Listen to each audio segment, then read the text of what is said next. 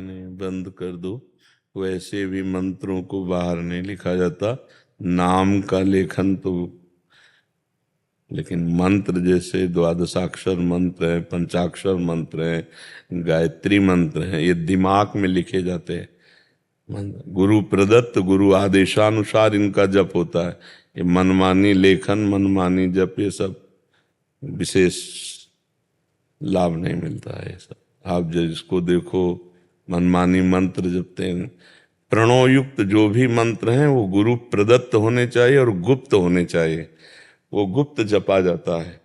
ऐसे थोड़ी कि अब जहाँ देखो आजकल वो चल गए हैं यंत्र, किसी में गायत्री मंत्र बज रहा है, किसी में द्वादशाक्षर बज रहा है, किसी में पंचाक्षरी ये वैदिक मंत्र है, ये गुप्त जितना जपे जाते हैं उतना प्रभाव होता है, उपांश और मानसिक, और वो भी गुरु प्रदत्त, ऐसे नहीं।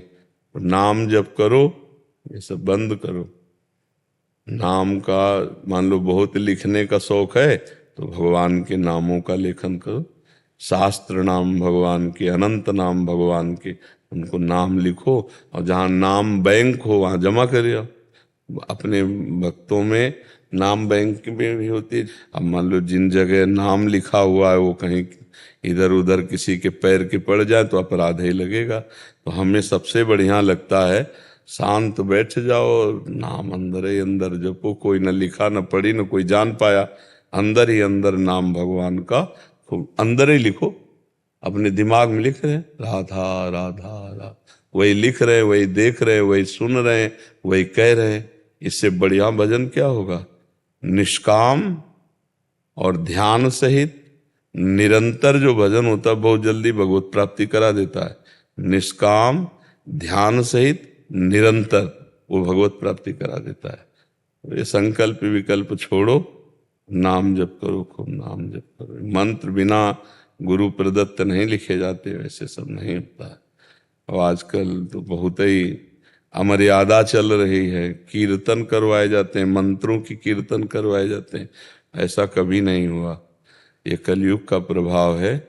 शास्त्रों के मंत्र जैसे पंचाक्षरी मंत्र तो घंटा बजा करके और ऐसे मंत्र दिए जाते शंखादि ध्वनि करके कि किसी को कान में भी ना पड़े कि गुरुजी क्या मंत्र दे रहे हैं, और वही मंत्रों का कीर्तन किया जाता है। सब उद्दंडता है, शास्त्र मर्यादा रहित ये बातें हैं। शास्त्र मर्यादा में नाम कीर्तन करो, महामंत्र का कीर्तन करो, लेकिन जो मंत्र हैं शास्त्री वो जप के लिए बनाए गए, आंतरिक जप के लिए, और वो गुरु प्रदत्त होना चाहिए। ऐसे नहीं कि कोई भी प्रणव जप ले, कोई भी प्रणव वाले मंत्र उच्चार, गुरु प्रदत्त, गुरु अधिकार के अनुसार मंत्र देता है, और फिर वो मंत्र गुरु के अनुसार चले तो सिद्ध हो जाता है। मंत्रदाता गुरु की अधीनता लेकर चले तो फिर वो मंत्र फिर प्रकाश करते हैं। तो हमें लगता है कि नाम जप करो, ये सब बंद करो। किसका है? गुरुदेव मंत्र लेखन का कार्य चल रहा था तो वहीं से शुरुआत हो गई थी। अब देखो, हम किसी की पद्धति पर किसी भी तरह टीका टिप्पणी नहीं करना चाहते, पर इतनी बात जरूर जानते हैं कि जो हमारे वैदिक मंत्र हैं वो गुरु प्रदत्त होते हैं और गुप्त रूप से किए जाते हैं। ऐसा नहीं कि आप जगह जगह मतलब उसी के कपड़े बन रहे हैं, उसी के।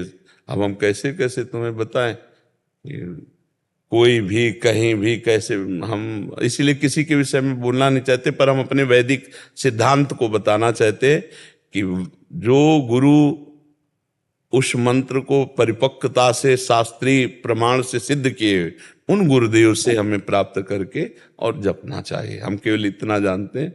आप हमारी बात को समझना चाहें तो समझ लें, और फिर ना समझ, अब आप हमारे पास आए इसलिए हम आपको बताएं। देव जब से आपको सुनना शुरू किया तब से आप ही का निरंतर हाँ, तो देखो, तस्मात् शास्त्रम प्रमाणम ते कार्या कार्यो व्यवस्थितो, श्री भगवान गीता जी में कह रहे शास्त्र प्रमाणित कार्य और अकार्य की व्यवस्था की गई है। गायत्री मंत्र महामहिमामय है, पर इसकी एक पद्धति है, पद्धति के अनुसार गुरुजनों से लिया जाता फिर चला। अब कैसे कहें कि पद्धतियों को कौन मान रहा है? और अब धीरे धीरे करते होंगे, कोई होंगे, पर अब धीरे धीरे ये सब शास्त्र की मर्यादाओं का उल्लंघन ही हो रहा है। इसीलिए बुद्धि भ्रष्ट होती चली जाती है और वो लाभ नहीं मिलता। जहाँ है कि मेरी बुद्धि को सत्य में प्रेरित किया जाए, तो हमारी बुद्धि फिर असत्य में जा रही है। तो यही है, कौन अनुष्ठान करता है गायत्री अनुष्ठान? गुरु प्रदत्त। अब हम लोगों को जब गायत्री अनुष्ठान मिला था तो मूंज की 108 की मेखला यहाँ भी पवित्री बंधी हुई, मूंज का यज्ञोपवीत, और बाल ब्रह्मचारी को नैष्ठिक ब्रह्मचर्य का बलिवैश्य देव, त्रिकाल संध्या, गायत्री का पुरस्चरण, परम पवित्र जीवन, परम पवित्रता से। ऐसे तो आज भी हम गायत्री मंत्र नहीं उच्चारण कर सकते, नहीं उच्चारण। हम भले वैष्णव पद्धति में आ गए, गायत्री मंत्र उच्चारण नहीं, गुरु प्रदत्त है। वो गुरु प्रदत्त है तो किसी को आवश्यकता पर उसे उपदेश एकांत में दिया जा सकता है। ऐसे समाज में थोड़ी कि मैक से बोल दिया गुरु मंत्र।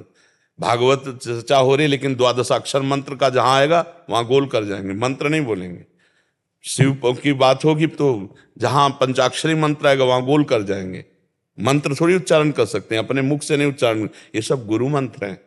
गुरु पद्धति से मंत्र दिया जाता है, गुरु आदेश से मंत्र दिया जाता है। तो आप वैदिक सिद्धांतों को समझें तो लाभ किसको मिला, कौन सिद्ध हो गया? भगवदानंद में कौन डूबा?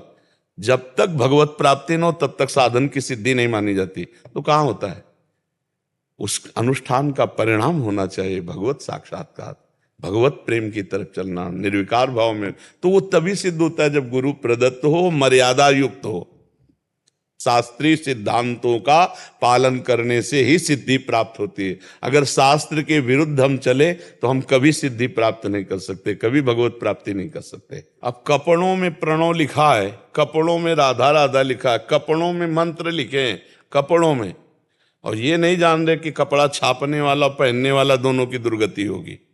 जिस बाथरूम में तुम लघुशंका करते हो उसी में नाम लिखे हुए भगवान के कपड़े धोओगे तो क्या होगा? अपराध बनेगा कि नहीं बनेगा?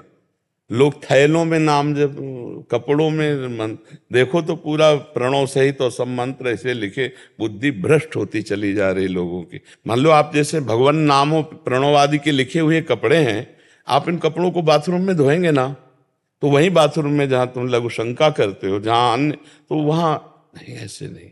नाम का देखो, नाम सिंहासन में जो विराजमान है उस नाम का हम आदर करें। जैसे हम राम नामी दुपट्टा ओढ़ें फिर उसको धोएं तो गंगा जी में धोएं, या ऐसी जगह धोकर उसका जल डालें जो पैर के नीचे न पड़े, क्योंकि भगवान का पावन हम जितना आदर करेंगे उतने हम गृहस्थ हैं तो हम वैसे ही सादगी वेश और नाम जप और पवित्र आचरण, हमको दिखावा नहीं करना चाहिए। अब तो मंत्र आदि भी लिखे, ऐसे जगह जगह लिखे, किसको लाभ मिल रहा है? किसको? किसी को लाभ नहीं मिल रहा है।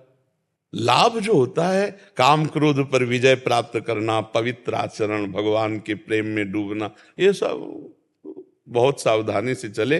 थोड़ा भी भजन अगर ठीक से चलोगे और थोड़ा भी भजन करोगे तो तुम्हारा मंगल शुरू हो जाएगा, और मनमानी तो फिर ऐसे कोई लाभ नहीं मिलता है।